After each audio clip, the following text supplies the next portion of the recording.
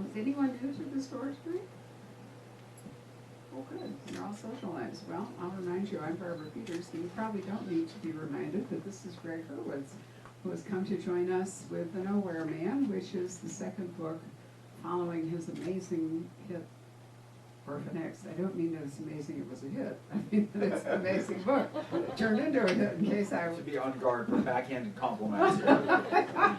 I realized as I said that it wasn't entirely what I meant. So Greg and I have just had dinner, and he was reminding us how long we have been doing this together.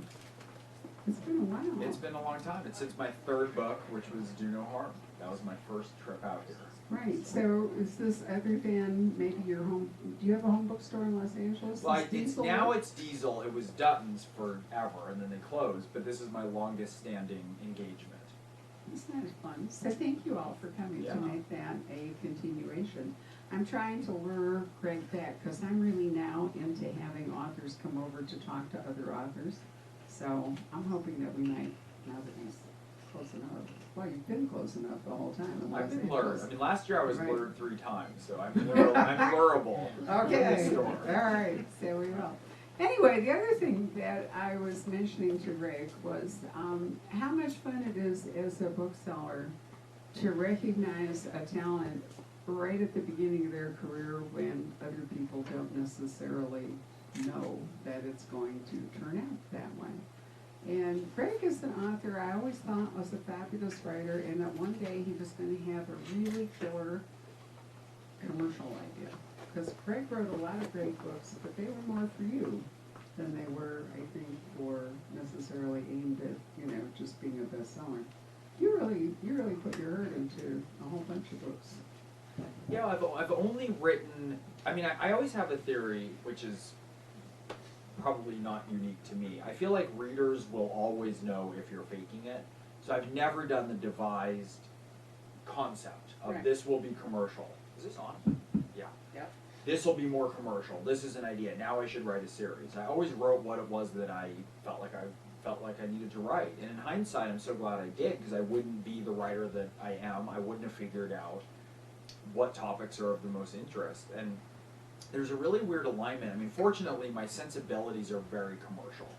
I wrote Batman, for God's sake, for comics. I have it's not like I'm writing, haiku, rustic poetry about, and so I've always had a commercial sensibility, but there was a very weird alignment that happened, I think, with Orphan X, that I got to this place where I think a lot of the research that I'd done, but a lot of the heart in some of the standalones all kind of coalesced. And it had been a book that I'd been thinking about writing for years. I kept talking to my agent when it was time to do something, and I wasn't quite ready, And when I finally wrote it, I just had such a handle on Evan Smoke. That this was the guy that I wanted to write about. And I had the whole backstory. I overwrote the rough draft by a mile, because really? I'd come out of writing, 7, 8 straight standalones, where the whole story is the story. And so I wrote all his backstory backwards. I wrote all sorts of stuff, which then I started to pull out, because that's things that you can piece in over the life of the series. But I really was ready to write it. It was just so ripe and ready to go. And I think that's the thing readers respond to. Had it been something that I ginned up years earlier, saying, oh, well, it's more commercial for me to do a series, and this will work out better, I just don't think people respond to that. We've seen that. Well, and I also don't want to make it sound like commercial's a dirty word or anything, because it's not. To me, it just means books that people get attached to, mostly because of the series characters, sometimes because of the landscape of the book, or it's the subject. The template for me is always Hitchcock. It's like, is he commercial or is he a critical success? He's neither, and he's both. Like, he comprehensively fulfills the criteria for both. And so it's interesting, because with commercial, I think all of my books are commercial in a way. Right. They've all been designed to reach a broad cross section. It's funny, the primary question I get asked behind where do you get your ideas is, why does a Shakespeare, I have a master's in Shakespearean tragedy, which people consider me a Shakespeare scholar, but if they're smart, they know I'm a Shakespeare dilettante, because I don't really, it's not, the depths that you can go to with Shakespeare are far beyond what I've done, but I've studied some. But I mean, Shakespeare was a vastly commercial writer, and if you And look at stole ideas from practically everybody. sure. I Yeah. mean, the Merchant of Venice is the Jew of Malta, right? I mean, you look at everything, but there's something in that. If you look at the structure of that he's writing narrative-driven tales of lust, intrigue, and murder that are very convention-bound, that are very structured, and he's just doing something that's different and more magical within that realm. And so it's this funny notion whenever people say, you know, as a Shakespearean scholar, which we all now know that I'm not, you know, why are you writing commercial fiction? It's like that's exactly all that Shakespeare was doing, is playing with these forms in this way. So my sensibilities have always been in that direction, have always been towards commercial, but there was just something in Orphan X that for whatever reason, connected in a different way. So it's not really just about Evan. To really enjoy Orphan X, you have to buy into the concept of the orphan program. Yeah, and the orphan program, you know, I have a really weird and interesting Rolodex. I mean, I've spent a lot of years doing research, so I have lockpickers and porn stars and, you know, Navy SEAL snipers and Green Berets and mixed martial artists and professors. I have an amazing array of people. And a lot of the conversations that were really interesting to me over the years is talk about a lot of the different Black Ops programs, how they're funded, and how they function. And so that's been an interesting source when I'm talking to an armorer or to a breacher, and they're talking about their missions. I'm always interested in some of the logistics behind it. Is it state? Is it DoD? How is it funded? How did the training work? How does it work to have sort of this daisy chain of plausible deniability all the way up to the top? And I just started thinking at one point with these black programs, well, what if there's a program that pulled kids out of foster homes at the age of 12 and just trained them up to be assassins? And what would the training be? And so I started to call all of my experts in different fields and say, talk to me about your sniper training, talk to me about your close quarters combat training. And I sort of built this program called the Orphan Program, you know, up, but I hope with a ring of verisimilitude out of, you know, these real programs that do exist. It's an interesting thing. I posted a January book news on the website. I don't know if you all had time to look at it yet. There was a Happy New Year one, but now I finished the month. And in it, there are two books, and both of them, one's written by an Italian, and I'm having a senior moment on who wrote the other one. But anyway, they are both based upon that kind of program, something that our intelligence services put together in order to do either medical experiments or some kind of training, basically Black Ops kind of programs that went on and have now led to whatever's going on in the present, not unlike the Orphan Program. Right. So if a number of writers are all writing about aspects of this, then We're a very conspiracy-heavy world right now, aren't we? we are. But there's also, you know, I think fiction writers tend to sniff out things that are real, even if they're going to put them into make-believe stuff. Yeah. More often than not, there's You know, some basis for Yeah, this to be or true. just ahead on weird stuff. I still remember when I wrote the Kill Clause, I sent it in, I was then at HarperCollins, and I remember they were all calling each other going, can you believe that you can track people, because this was this like cutting edge research that I discovered, you can track people based on GPS through their cell phones. And this was like a buzz through marketing and publicity when they were figuring out how to market it. And it's so funny because we take it for granted it is such a shorthand now that on any TV show, oh, we triangulated the cell phone signal. You think about the way that these concepts are so nearly inconceivable, you know, even 10 years ago, and now they're shorthand. Like, we wouldn't even bother explaining that, you know, on a TV show or in a book. I would just say they track the cell phone. Everyone knows what that means. But I wrote the whole process, how there's this thing called GPS, and it's gold, you know, and I remember people being amazed by it. And so that's part of what we do. You know, I have a file of 40 pages of bullet points that are really weird little ideas that I've made use of. Like in Orphan X, one of them is from a cutting edge diabetes research that is that you take these little silicone chips and you drink them, and they give an electrical impulse when you eat, and they for your blood sugar level to a patch you wear behind your ear that then goes to your doctor's beeper. And they were saying this is in stage 1, and at some point it'll be stage 4. And I thought, how great if a DARPA program appropriated that and made it GPS that you could slip into someone's drink, and then it could start to send you signals for how they're positioned.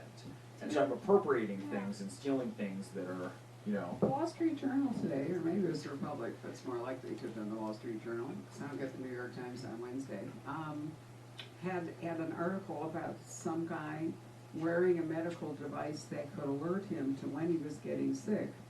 And indeed, he did get sick, but he had all these alerts from whatever, Right. or whatever it was, so that he had marshaled up the appropriate treatment before he got too sick to do so.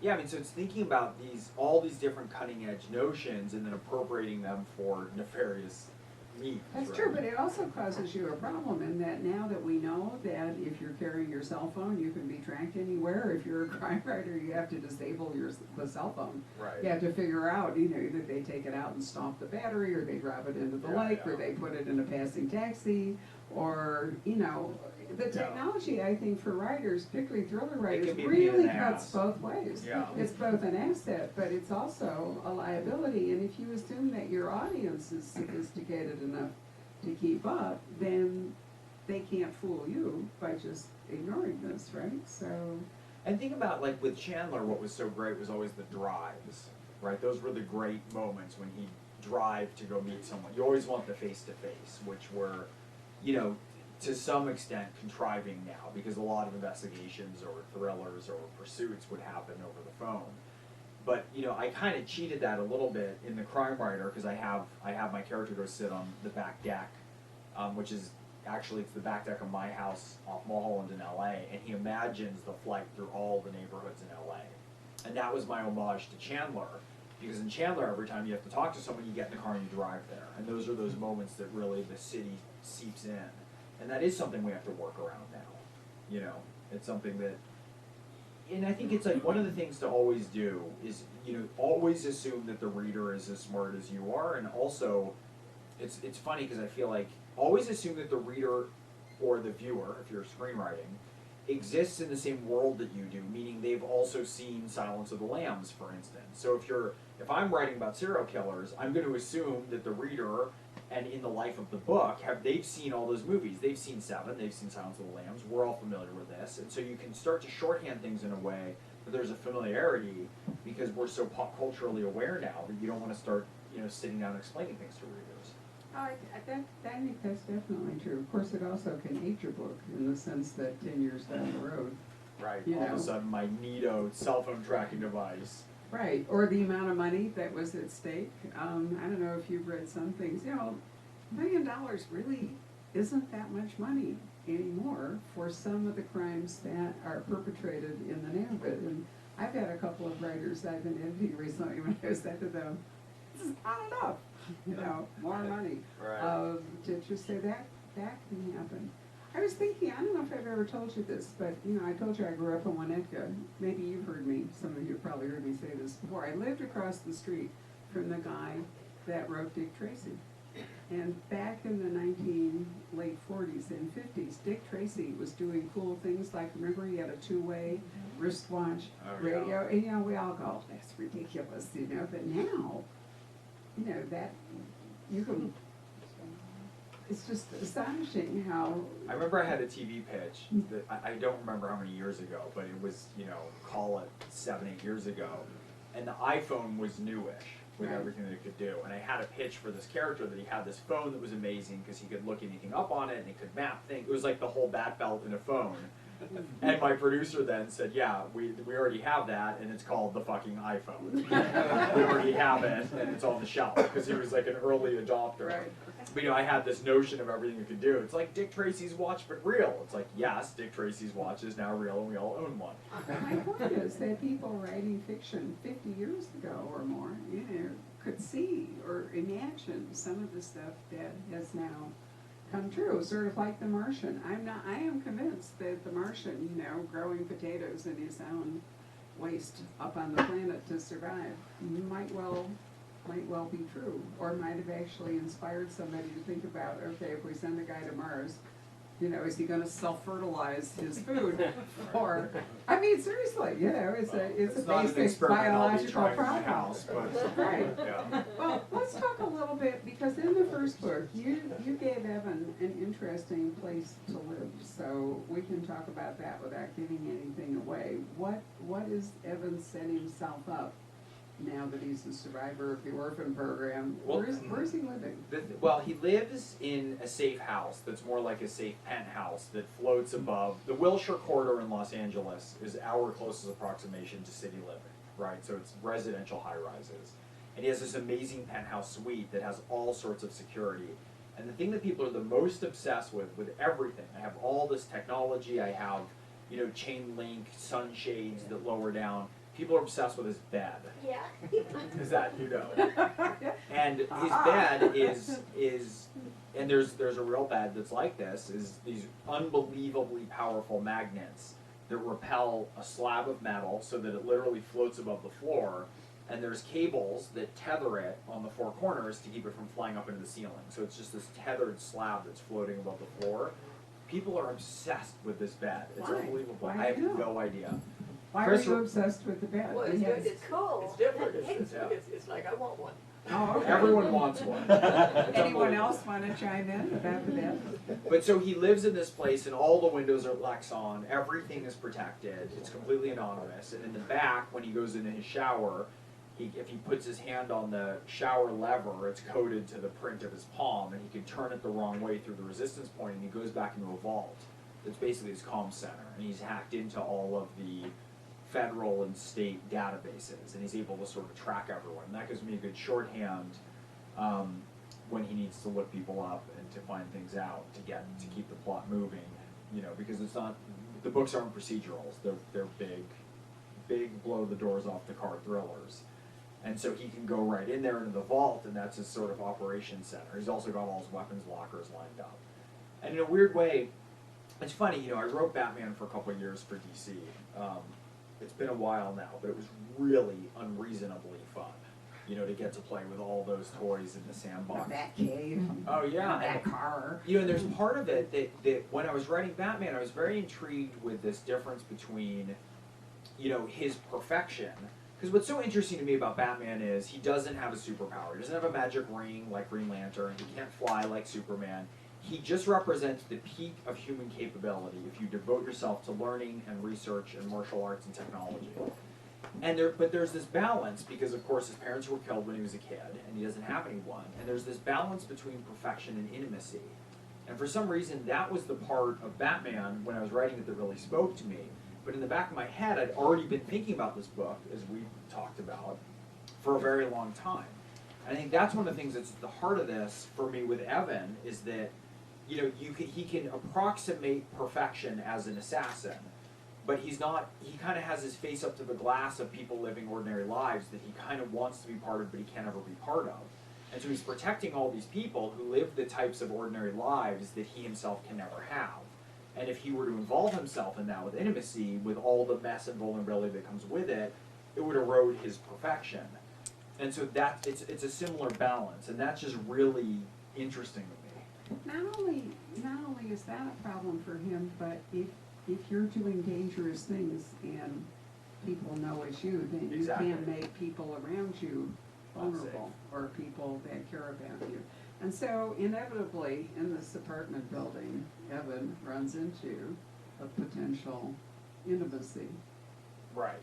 Yeah. There's downstairs from him. There's a single mother who is a district attorney. So of course, if she knows what he did for a living, she'd have to prosecute him. And she's got an 8-year-old kid. He's 9 by the time the doorman comes around, and he is completely captivated and drawn to her. But she's sort of everything that's not what he grew up with, and not what he can have in his world, and not what he can be part of. And she has an ordinary life, and it's messy, and he goes down there, and there's spilled SpaghettiOs on the carpet, and the kids, it's a messy place that's sensuous, it's full of smells and candles and throw pillows. It's got all this stuff that's not like his world. He's got this perfectly pristine, apartment. He's kind of, OCD, so he's always polishing surfaces, and he doesn't like fingerprints on anything, and everything is down and impeccably timed operationally. And so there's like this life force downstairs that he's drawn to, but he can't quite be part of. You know. Well, it's a real moth to candle kind of thing, where he Right. knows that it could be dangerous. He could get burned, they could get burned. Right. But he has a hard time turning his back on it. Plus, if he's in the building, inevitably there will be some encounters. There will be some encounters. So how do you carry that over into the Nowhere Man? Well, it's part of the fun of the series for me, and it's so funny when you think about things that make. You never know what things people connect to in the books, and it's really like the bed, right? So you're a fanatic for the bed. Who knew? There's an elevator scene that opens Orphan X. So we sold this book in a deal to Warner Brothers for Bradley Cooper. I'm adapting it. It's the whole thing. And there's this opening scene where basically Evan gets on an elevator and everyone's crowded in because they're going to an HOA meeting. And he's just been in a knife fight and his forearm is bleeding through his shirt. And he's trying to disguise it. And he's got a bag at his feet that's full of suppressors for his pistols. And they're knocking over and he's trying to cover his blood and everyone's nagging him to go to an HOA meeting. And it's this sort of nothing scene to me. So when I wrote the adaptation, I did the first pass and we handed it to Warner Brothers. From the president's office down, they said, you have to put in, because I thought, here we have Bradley Cooper, let's open it with action, let's open it with something that's really dynamic. They said, you have to have that elevator scene open the book. And it's these funny things that have connective tissue. And so that's part of it. And for me, part of the allure of the series, and I didn't realize it until I wrote the second one, I'm now working on the third one, part of the fun is we don't ever get to see James Bond go home. We don't ever get to see Jason Bourne, right at the end of a day, deal with his pain in the ass, neighbor who's mad because the super won't paint her door frame that's chipped. I mean, so Evan lives in the real world. So there's a lot of, for me, a lot of the thrill of writing him is there's these unbelievable action missions that he goes on. There's his missions as the Nowhere Man, which is basically as a pro bono assassin. And so I have all the fun of Bourne and all the kind of research depth of Le Carré, and then he goes home to our world that we all have to deal with, you and me. And that's a sort of back and forth that we don't find often in fiction. And when I kind of struck on that, and it was so interesting because those are those scenes that I love to write the most, and those are the things all of a sudden that Warner Brothers wants in the screenplay, which my screenwriting training was saying, get to the action quicker. And it's like, nope, that's exactly wrong. That's the character point. That's the whole point. Is it's all the stuff that we read and then coming back to our actual world. So some of Orphan X was in fact a coming of age story. I mean, bits of it as you leaked it all in, because Evan, he's what, like 8 or 9 when he's sucked into the orphan Yeah, he's program? 12 years old. Is he 12? Yeah, Is and, he that old? and that continues through the Nowhere Man. Well, that was my point, is that in the Nowhere Man, that comes back into play on 2 levels. So, what am I talking about here? Well, you better talk very carefully. I because know. You're going to give things away. I don't want to. But no, but that's exactly But right. you need to read Orphan X to make sense out of the Nowhere Man, I think would be my point. It would be hard. I know it's written as a standalone and the action is complete, but you really do need the background from Orphan X to fully appreciate the Nowhere Man. I think of it in terms of layers. Like the Nowhere Man, I have enough descriptions and things that reach back that you could pick it up clean, because people have picked it up clean and read it and they get it. If you've read Orphan X, there's another layer of depth I think that you'll find and appreciate.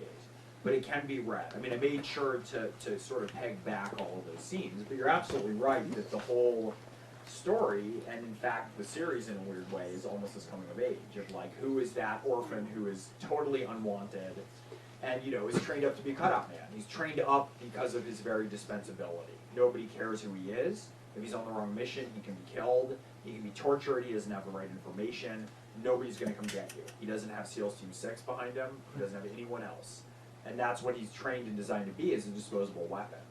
And so the whole thing is about this story and how he learns to deal and function in the real world with real ethics and morals and people who are real humans with real human emotions.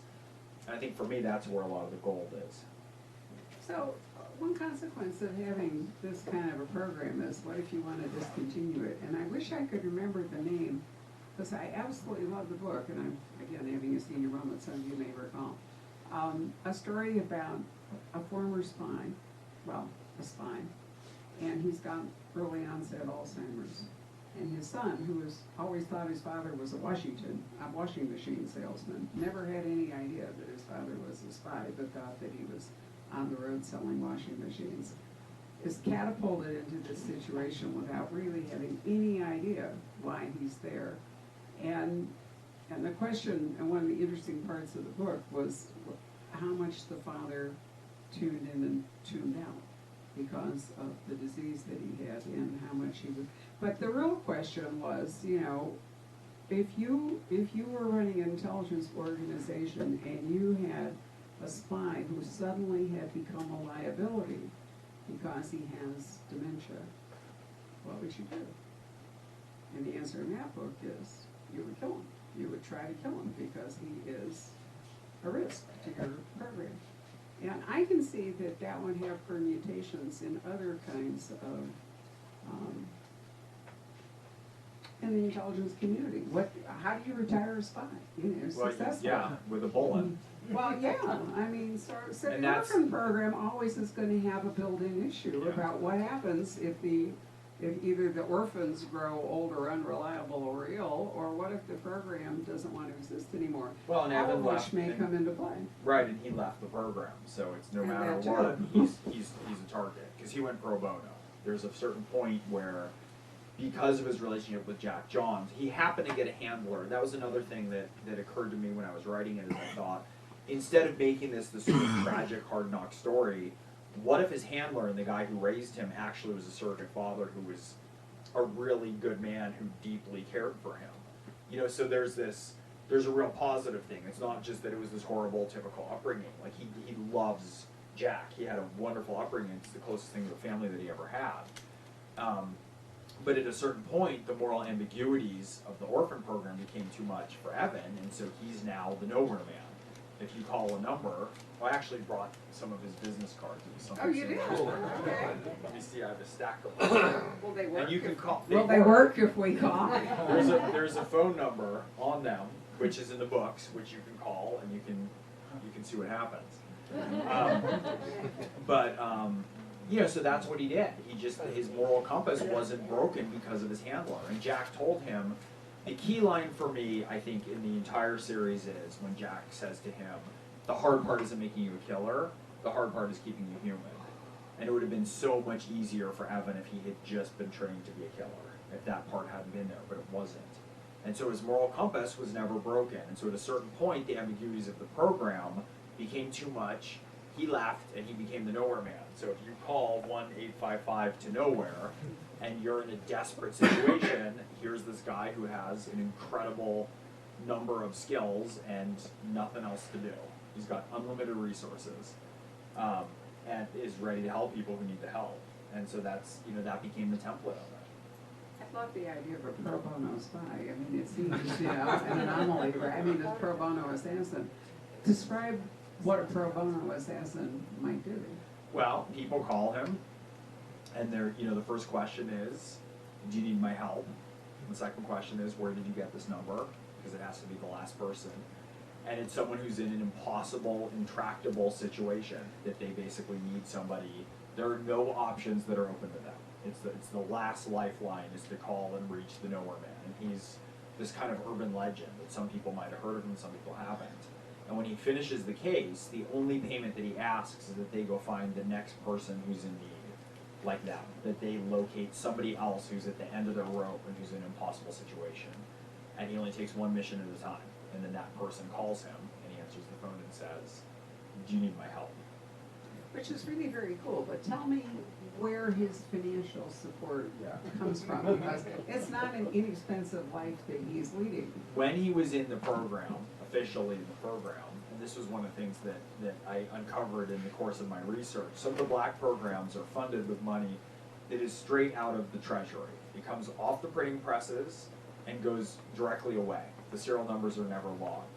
And so when he was in the program operating in the formal orphan program, which was a subset for him, it was under DOD, though they threaded the needle through the Department of the Interior because no one would ever think to look there. So there was all this money going out. And it went through the treasury. And there's all these scenes in Orphan X where Jack's saying, we parked all these sums and all these bank accounts, because the whole point is get you completely self-sufficient and away from us, so you can operate. If we need you to execute a foreign minister in an Eastern Bloc country, we want to have nothing to do with that. And so they just stashed, tens of millions of dollars in different accounts, and he just moved about and operated. He could get a phone call, and it's all about having no contact back. So when he left, he had all these bank accounts all around the world, and he had all these assets, and he had all these resources, and a certain number of contacts. And nobody shut them down? Nobody knew where they were. It's Only all Evan double then. blind. That was that plausible deniability chain. Okay. So it only went through Jack, who was his handler. And Jack put it up with him and taught him how to do it and how to move the money and how to wire it. So Jack is the other person besides Jack's Evan the man, who would yeah. actually have to know all this. Well, you can see this is a really complicated setup. Did you have something in your back pocket you could read? Oh, I do. Should I read a scene? It's Sure. short. Let's see here. It's from War and Peace, actually. But Yeah. I think you'll enjoy it.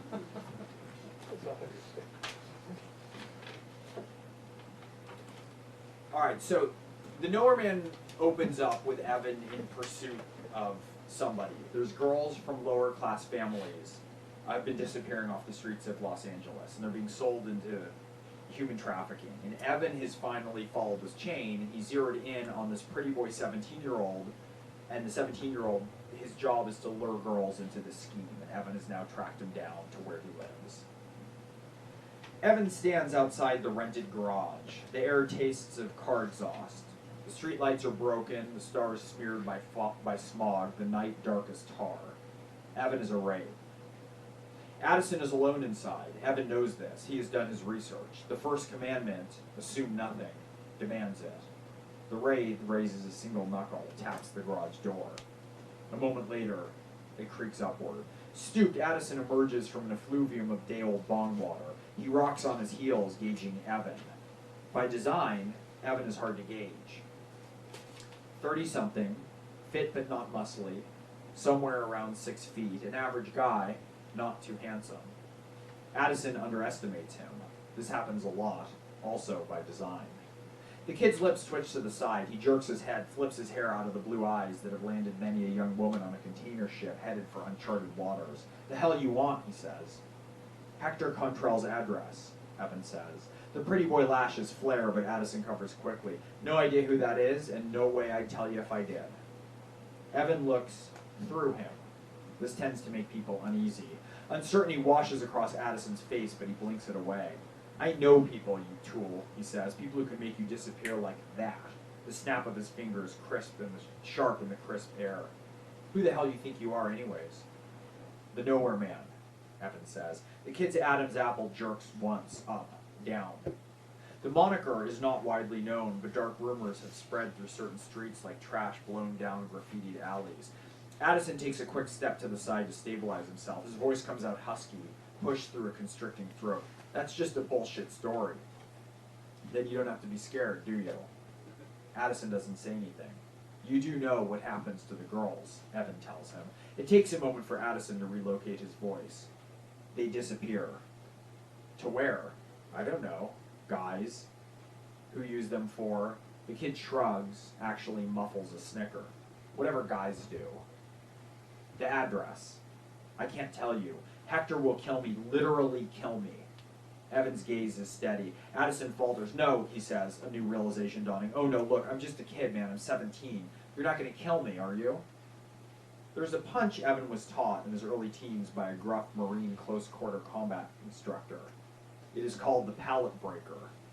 A non-lethal blow that fractures the bridge of the nose, the sinus bones in both orbital sockets, splitting the skull horizontally, temple to temple. It leaves the upper jaw floating, unattached. Evan's gaze narrows. He picks his spot. You wouldn't have thought the kid could keep his feet, but there he is, upright on the curb. Something like drool leaks from his lips, the holes of his nose. No, Evan says, I won't kill you. Addison makes a wheezing noise. With his new face, it will be hard for him to troll for girls anymore. The address, Evan says once again. What is left of the mouth tells him what he needs to know.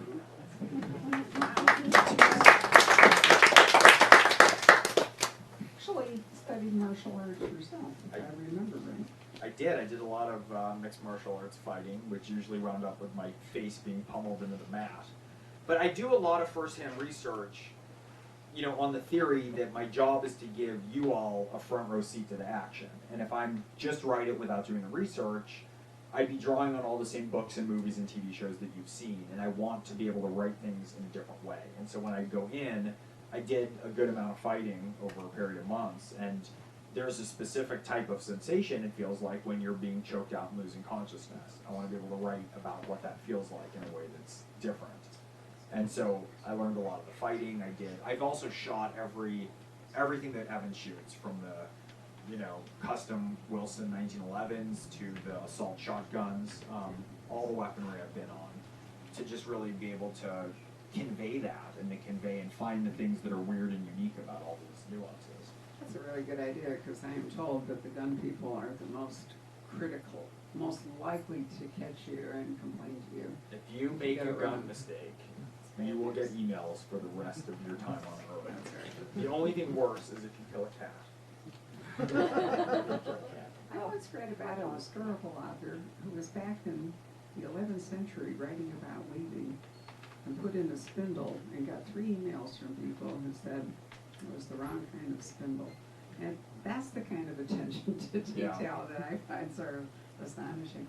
Well, you've told us about the movie, the screenplay in progress. Yes. Is it It's gone still any going further? well. I mean, yeah, it's still. I mean, is it likely to become a movie? Because these things are always Well, nothing's ever likely to be a movie. I know. It's going well. I've adapted it. It was very well received. I've been working very closely with the team, which is, I sold it to Bradley Cooper and Todd Phillips have a company together. Todd directed, most recently, War Dogs. He did all the Hangover movies. Yeah. You know, did Old Boy. He's terrific. And so I've been working with them with Warner Brothers, and it's still moving and active, which is That's nice. good. Yeah. Which is, I also think there's extra pressure on writers who live in Hollywood to have a movie. I've asked that question of other writers who live in Hollywood, and it's almost like What's funny is you really have to have a movie before you feel as though you are a success. Huh. I've always been grateful, because I started with books. I mean, books were my first love. And then I added features, then TV and comics. But I have a movie coming out in June. But it's based, I wrote the rough draft of this screenplay 18 years ago. I wrote it after I finished You the were rough working draft. on that when you were here last time, if I remember. That one? Yeah, I think we just shot it. We were in post. Yeah. And what's it called? It's called The Book of Henry. Not based on one of my books, which confuses everybody because it's a Right. novelist. But it's an original screenplay, and I wrote the first draft, like I said, nearly 2 decades ago. It took that long for all the stars to align. You were just a child 2 decades ago. A mere child. A young terror. Seriously, you were about what, like 21? Yeah. Wow, that's really young to be doing something. But you know, that used to be the deal. Raymond Chandler didn't, they wrote screenplays for each other. Don Westlake wrote a lot of screenplays. Oh yeah, Faulkner is adapting Chandler, and Yeah, Evan's in the mix. yeah, I mean, we forget that authors did do. But anyway, I'm hoping that there's a third Evan Smoke that will Well, there's going to be. blow up next year, so to speak. There will be, yeah. I'm now under contract through 2020, so there's going to be plenty more Evan Oh, Smokes. splendid. Yeah, so. Well, I'm looking at it as just one long story, and each one, is a chapter. That's exactly Have right. you actually thought ahead to, how Evan's life may play out, or I are you have. just sort of hoping that it will go on long enough that it will come to you? I have more ideas than I can write at this point. I mean, I already know, I'm under contract for, 5 Evan Smoke books now. It started with the 2. Right. But last time, actually when I was here, because this was week 2, I want to say, of my tour, we extended 3 more books through 2020. So I know all of those, and I have a sort of endless file of ideas beyond that. It takes a long time, but if you find that character, it's sort Right. of, it feels like there's a lot to do. I always say to people that Rick Stout didn't even think of Nero Wolfe till he was 49 and had written I don't know how many books, that he wrote Nero Wolfe till he died. Sometimes it just works out that way. I think Earl Stanley Gardner went on forever, didn't he? Or Terry Mason, forever. So some things are worth, long term, and some things pan out. I think a lot of it has to do with how interested, most of it has to do with how interested you stay. You know, because if you get bored with Evan and the story, you don't have any real big incentive to continue it. If I'm bored writing it, you'll be bored reading it. Right. There's no question about But you also have the option, since you've done it before, of taking a little jaunt off into a standalone, you know, giving Evan a break too. So that's good news, because you have a history of them. It won't surprise anybody. Yeah, and I did the young adult book, and I'm still doing TV and features. I'm not doing comics anymore, but it's funny how much I've not had it before that all I want to do is write on this series. Like, I love this series. It's since it sort of dropped and I started doing it, it's occupied a huge amount of my mental space, and so that's been really thrilling. I love it. I bought a book today from an Australian author that Poison Pen Press is going to publish, and all the time I was reading it this afternoon, I thought about Gregg. As much of this book, no, I'm really serious. I've already told him I'm going to send him a copy of it. It will speak to you in all sorts of ways, but I really could think about you and how the progressions as a writer writing about a writer, writing about a writer, and it's a lovely downward spiral. And it's just, not that your books spiral down, but I could just see you. It takes somebody with your enthusiasm and commitment to writing, I think, to really want to, to love this book. So, Well, thank you. yeah, it's going to be fun. Now, do you all have questions that you would like to ask Gregg? About anything? This is actually a slight diversion, but I'm just curious if you could give us a few sentences about the Book of Henry. So the Book of Henry, it's coming out in June. It's about a single mother who is raising two boys, one of whom is a prodigy, and there's something really bad that's going on next door. It has thriller elements while not being overtly a thriller. It stars Naomi Watts.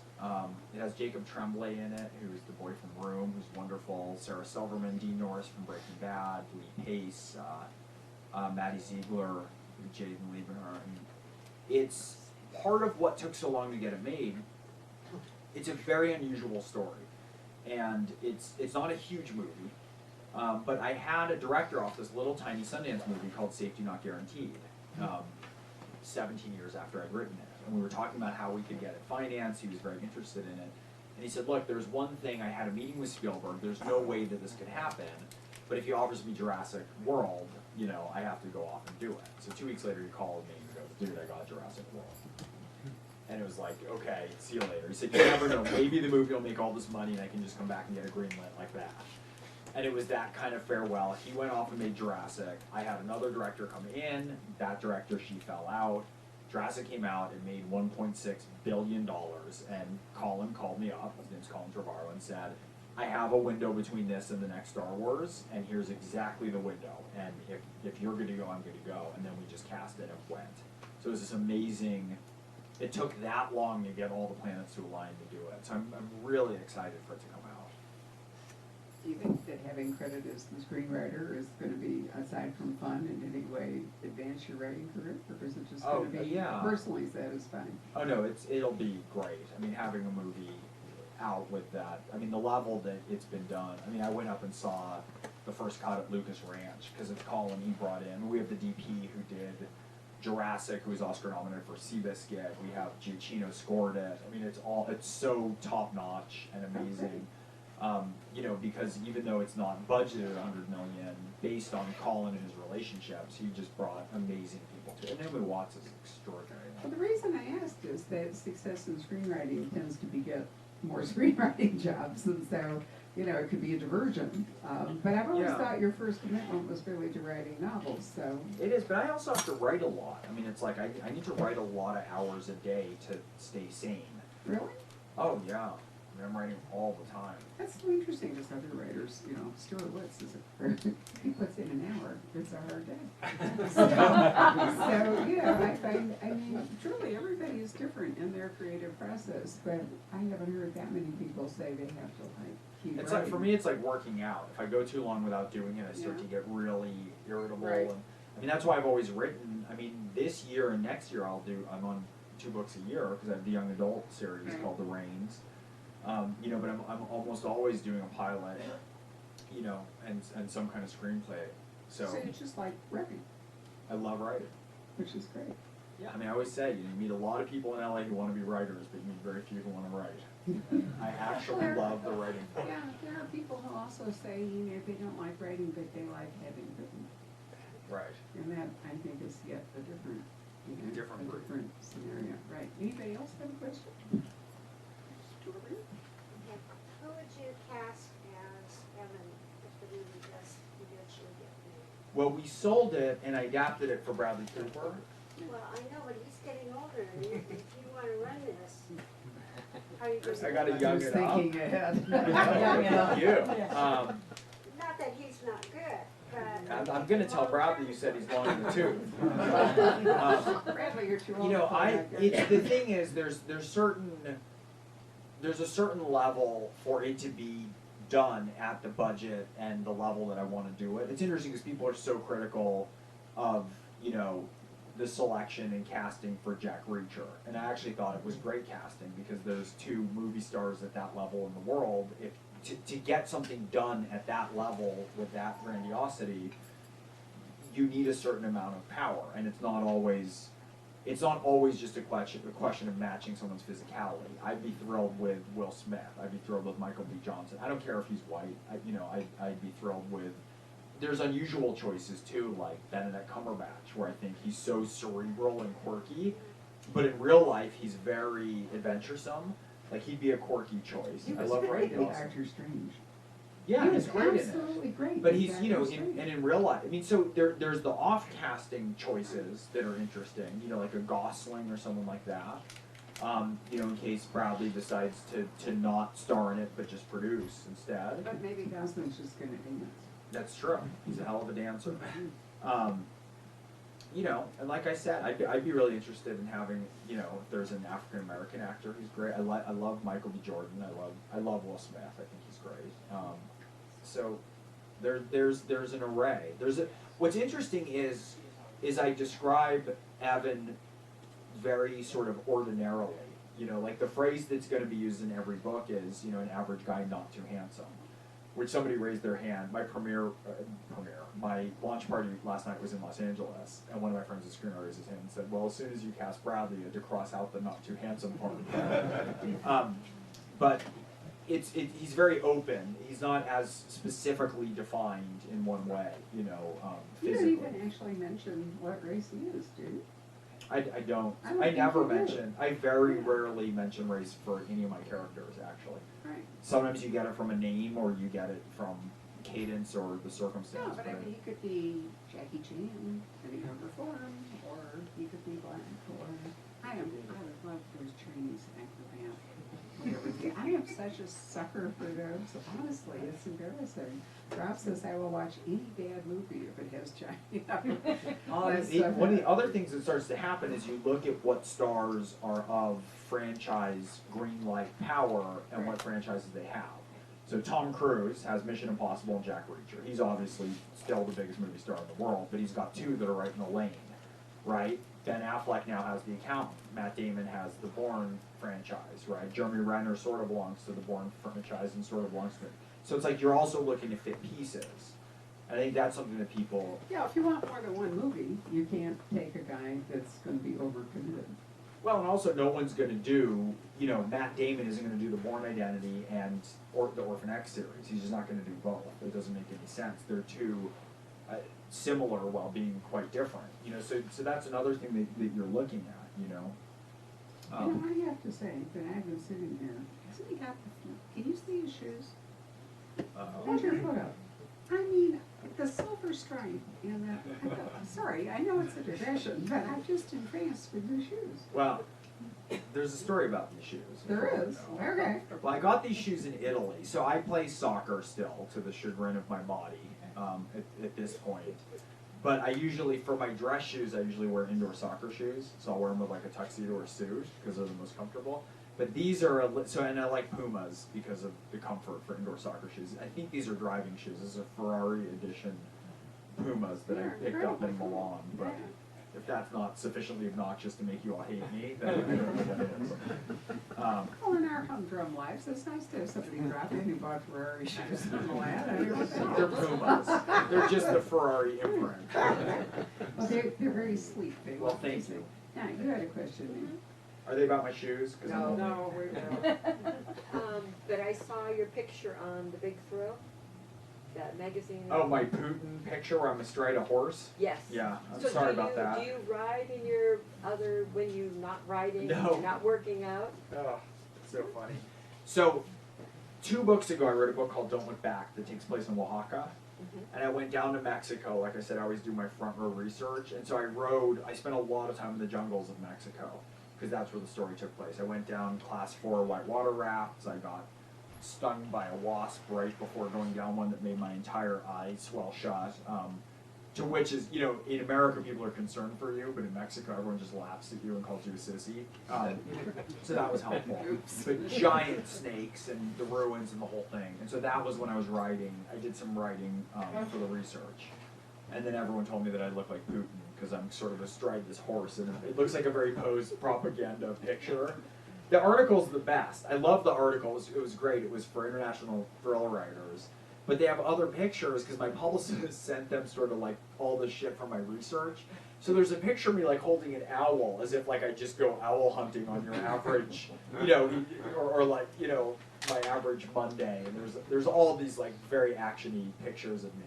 Because I've done all this weird stuff. I've gone undercover in mind control cults. I've gone up and stunned airplanes. I've blown up cars on demolition ranges, and that was sort of like a greatest hits thing to accompany this great article that they did for me, which I'm very appreciative, even if I'm a little Putin-y. Does he ride wild horses? He just, yes. I mean, there's a picture of him like topless on a horse. And then remember the time when he like went diving, but he discovered a 12th century Turkish vase that he uncovered underwater while he was scuba diving. That's impossible because it would be like, and then he killed a bear. There's all those sort of ginned up stories. Gotcha. Did you have a question over? Yeah, I appreciate the Nowhere Man being unique. I'm just curious as to whether you dwelled into other characters, into pieces that you allude to Reacher, one of my favorites. I love the fact that bad guys kind of get their comeuppance in most of these books. And Joe Pike comes to mind, and Robert Craig. Yeah. I love Joe Pike. And you know that when he's confronted with someone, again, I flash on Marcus Clark in David Roosevelt's book, and the bad guys are going to get it, and it seems like Evan takes care of this to the nth degree. Did you take out pieces of other characters you liked in other books or movies or something? Well, it's funny. My dedication in Orphan X lists it's dedicated to all the bad boys and girls, vigilantes and rule breakers that I grew up with, and I list all of them. But it ain't Elvis, it's Pike. It ain't Spencer, it's Hawk.